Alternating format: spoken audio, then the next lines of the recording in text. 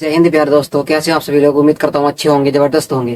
देखिए आज शुरू कर रहे हैं हम चैप्टर 1.1 उसकी बचे हुए सवाल, जो क्वेश्चन नंबर दूसरे सवाल हो रहे हैं। इससे पिछले वाले में एक क्वेश्चन नंबर 1 के सारे सवाल मैं करा चुका हूँ पिछले अभ्यास में, पिछली वीडियो में। तो हम सवाल करेंगे 2.1 1.1 के दूसरे का सवाल। देखो सवाल कह रहा है कि निम्नलिखित संख्याओं के एलसीएम व एचसीएफ ज्ञात करो और उत्तर की जांच करो। पहला क्वेश्चन दिया गया उसने 510 और 92। इनके क्या करने पड़ेंगे, हमें फैक्टर करने पड़ेंगे। सबसे पहले हम 510 के फैक्टर करेंगे।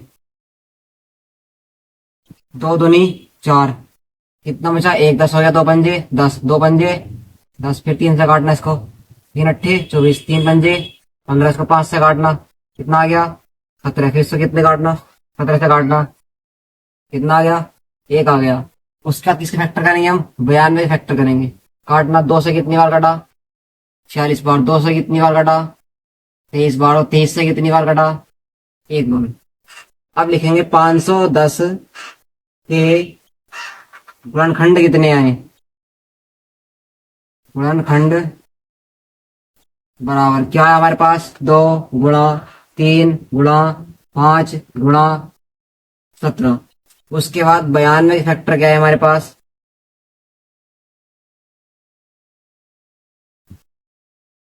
92 फैक्टर है हमारे पास 2 गुणा 2 गुणा 23 आया।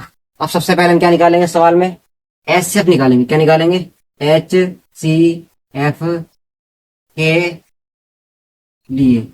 ऐसे क्या होता है, जब दोनों संख्याओं में कॉमन हिस्सा हो गया होता है, ऐसे होता है। क्या है दोनों में कॉमन, एक 2 आ गया, 2 क्या हो गया इसका, एचसीएफ हो गया। उसके बाद क्या निकालेंगे, उसका हम एलसीएम निकालेंगे। किसके लिए, एलसीएम के लिए। किसके लिए, एलसीएम के लिए। एलसीएम में जो इसका जोड़ा है उसको भी लिखना है, जो मैस है उसको भी लिखना है, और जो बचे पद उनको भी लिखना है। क्या बचा, 2 बचा, 3 बचा, 5 बचा, 17 बचा, और कितना बचा यहाँ से 23 बचा। इतनी बात समझ में आ गई।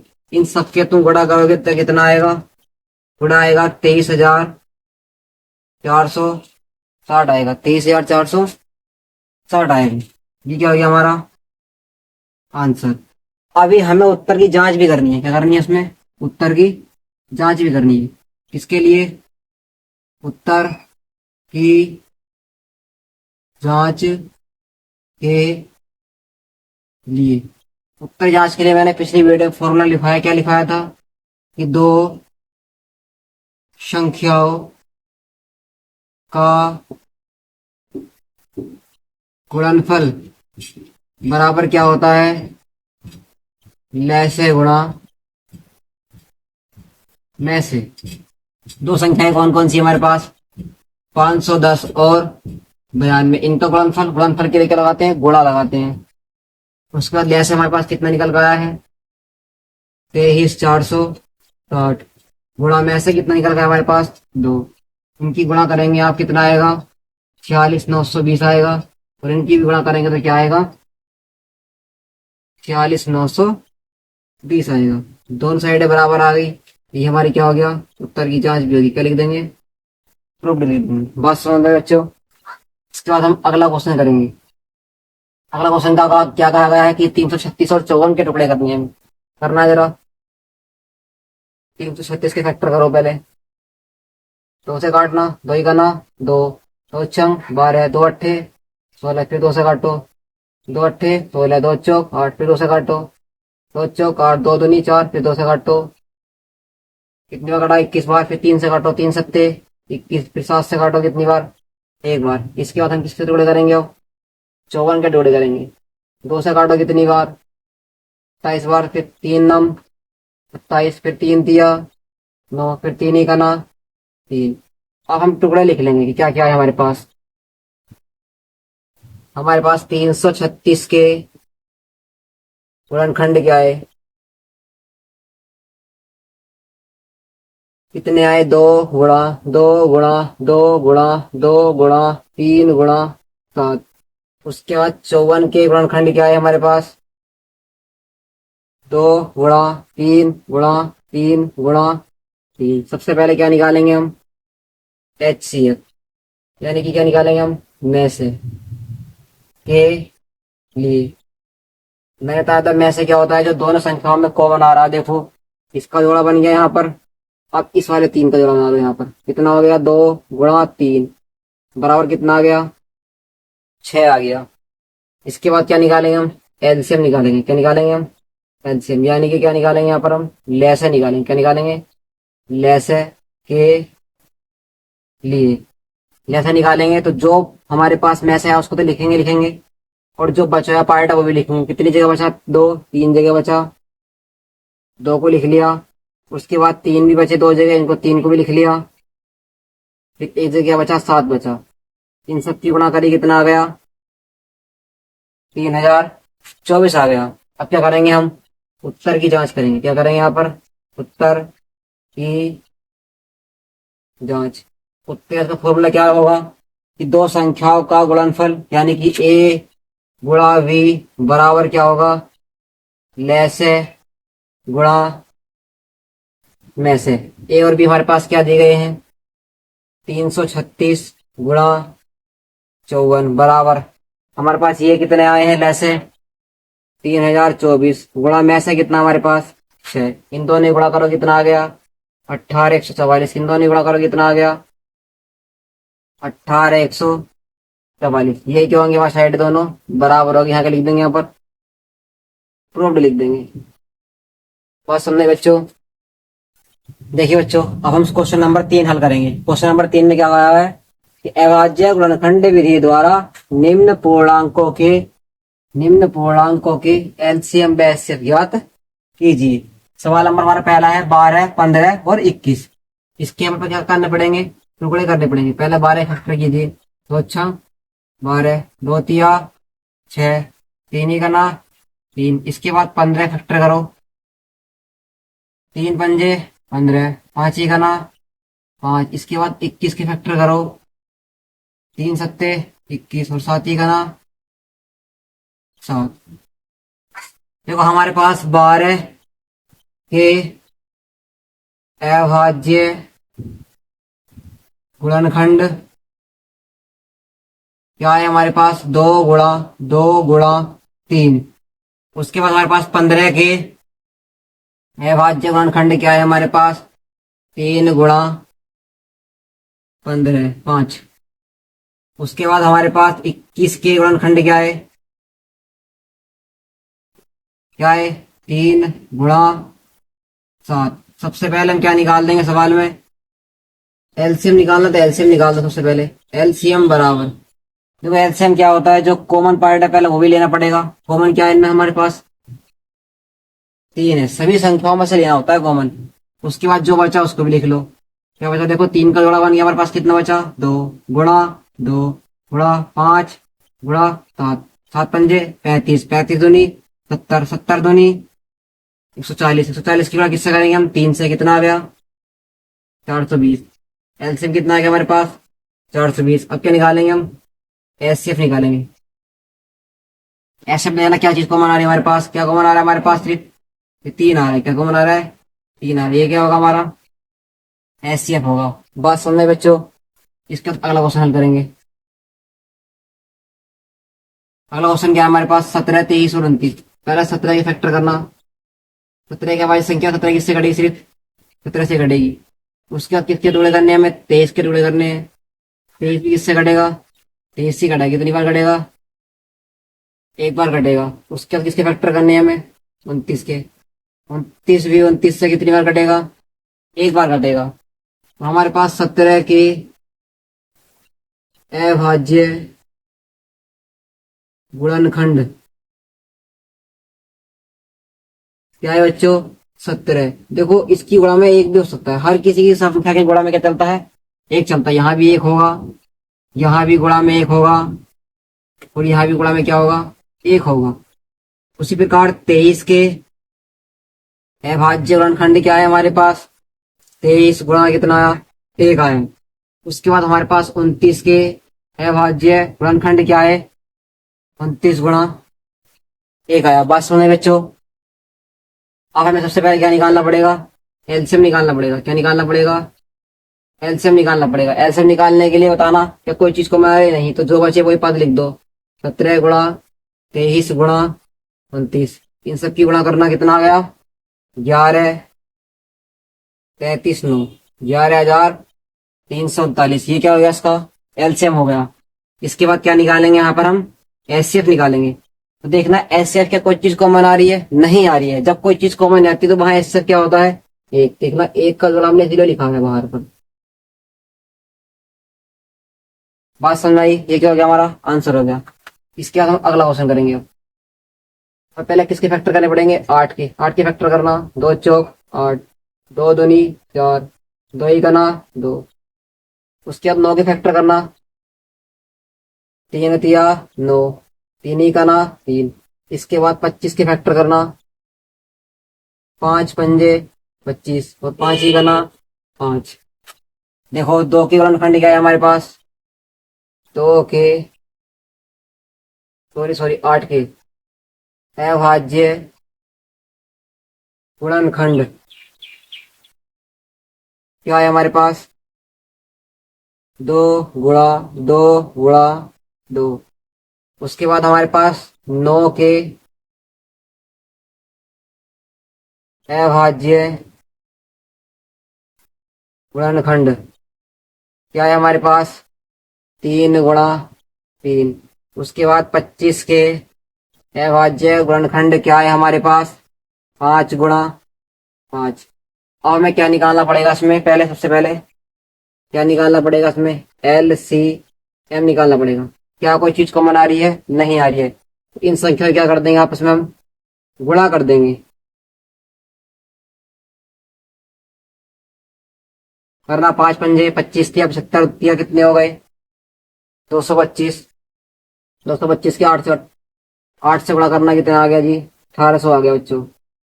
ये क्या हो गया? हमारा एलसीएम हो गया। अब क्या निकालेंगे? यहाँ पर एचसीएफ निकालेंगे। देखो किसी चीज का इसमें जोड़ा नहीं बन रहा है, तीनों संख्याओं में जोड़ा बनना चाहिए, नहीं बन रहा है तो वहां पर एचसीएफ क्या आएगा? 1 आएगा। देखिए बच्चों, हम क्वेश्चन नंबर शुरू करते हैं। चौथा क्वेश्चन क्या कह रहा है कि एचसीएफ दिया उसने 306 और 657 का कितना दिया है? 9 दिया है। उसने क्या निकलवाया है? एलसीएम निकलवाया है। क्या निकलवाया है? एलसीएम निकलवाया। मैंने मान लिया, माना एलसीएम क्या मान लिया मैंने अपने पास से? एक्स है। क्या है? एक्स है। अभी हमने फॉर्मूला पढ़ा था। क्या पढ़ा था हमने? एक फॉर्मूला पढ़ा था। सूत्र क्या पढ़ा था कि दो संख्याओं का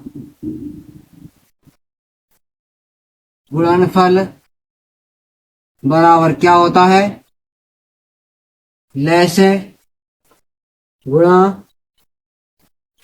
में से होता है। देखिए तो संख्या हमारे पास क्या है? 306 गुणा कितना है? 657 है। और लय से हमने क्या माना है? एक्स। गुणा में से उसने कितना दिया है? 9 दिया। तो 9 से काट देना कोई सी संख्या को। 9 तिया 27, 9 चौक 36। इन सब की गुणा करोगे आप तो एक्स का मान क्या निकल कर जाएगा? 22,338। यही क्या होगा? हमारा एलसीएम होगा। क्या होगा? वो एलसीएम होगा। बात समझ में आई कि एक्स हमने किसे माना है? एलसीएम को माना है। इसके बाद अगला क्वेश्चन कह रहा है, ध्यान से पढ़ना। जांच कीजिए कि क्या किसी प्राकृतिक संख्या n के लिए संख्या 6 की पावर n अंक 0 पर समाप्त हो सकती है। वो कह रहा है कि कोई सी भी ऐसी प्राकृतिक संख्या रखना, n की जगह कोई भी ऐसी प्राकृतिक संख्या रखो जिससे उसका मान क्या हो सकता है? 0 पर समाप्त हो सकता है या नहीं है। हमने मान लिया, माना प्राकृत संख्या कौन कौन सी होती है भैया जी? n बराबर क्या मान लिया हमने? 1, 2, 3। डेड डेड डेड कहां तक मान लिया मैंने? 9 तक मान लिया। सबसे पहले क्या लिखा हमने हल में? क्या लिखा हमने हल में? सबसे पहले n बराबर क्या रखने पर? 1 रखने पर। किस पर रखना हमें? 6 की पावर n पर हमें क्या रखना है? n का मान 1 रखना है। तो 6 की पावर कितनी लग जाएंगी? 1। और 6 की पावर 1 का मान कितना आएगा? 6 आएगा। ये पहला आंसर आ गया। उसके बाद हमें n का मान कितना रखना पड़ेगा? 2 रखना पड़ेगा। क्या रखना पड़ेगा? 2 रखने पर 6 की पावर कितना रख रही हैं हम? n।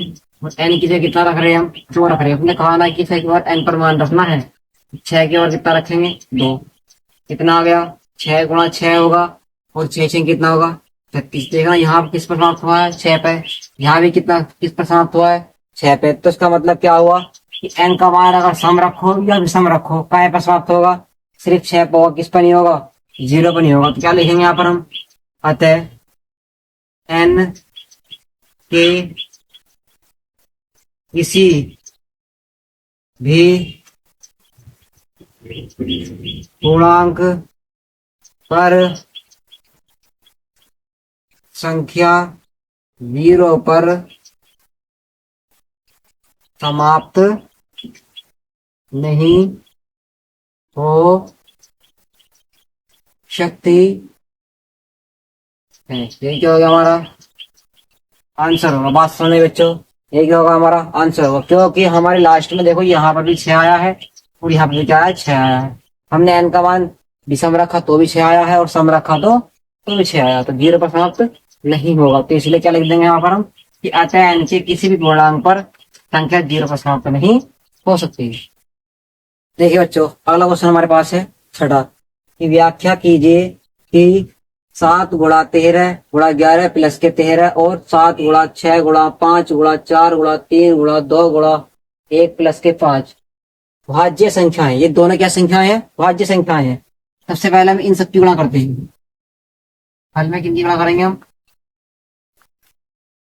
इन सबकी गुणा करेंगे। इसकी 7 × 11 × 13 और प्लस का इसमें कितना ऐड कर देंगे हम, 13 कर देंगे। 11 सत्ते 70 की गुणा किससे करनी है, हमें 13 से कितना जोड़ना है, हमें 13। कितना आ गया है, 1014 आ गया।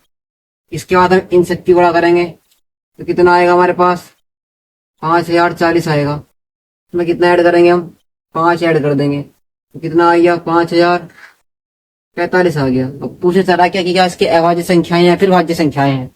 याद रखना,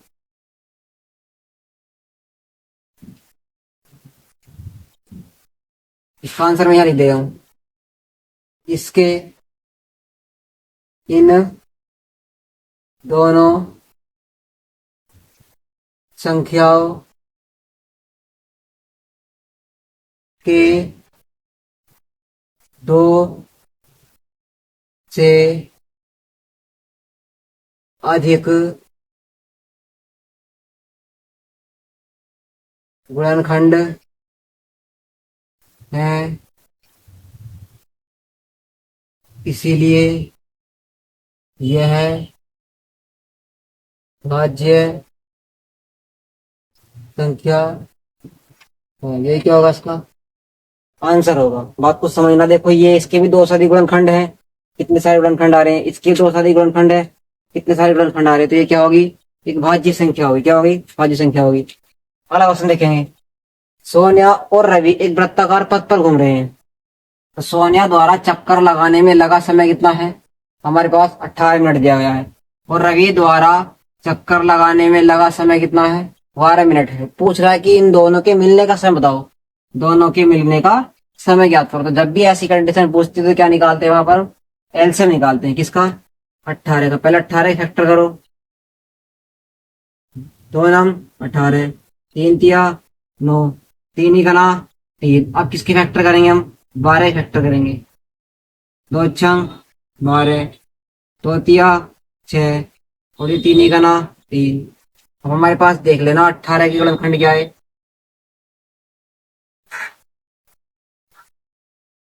18 की गुणनखंड हमारे पास क्या है, 2 × 3 × 3। उसके बाद हमारे पास 12 के गुणनखंड क्या है, 2 × 2 × 3। क्या निकालेंगे यहाँ पर हम, एलसीएम। क्या निकालेंगे हम, एलसीएम। एलसीएम में क्या होता है, देखो जो जोड़ा बन गया उसे भी लो, जोड़ा बन गया, इसका भी जोड़ा बन गया, और जो बचे उनको भी लिख लो। क्या बचा, एक तो 3 बचा, एक क्या बचा 2, 3 दूनी 6, 6 तिया 18, 18 दूनी 36। तो उनके मिलने का समय कितना होगा, 36 मिनट होगा। कितना होगा, 30 मिनट होगा। उम्मीद करता हूँ आप सभी को वीडियो पसंद आई होगी। आपकी चैप्टर 1.1 समाप्त हो चुका है।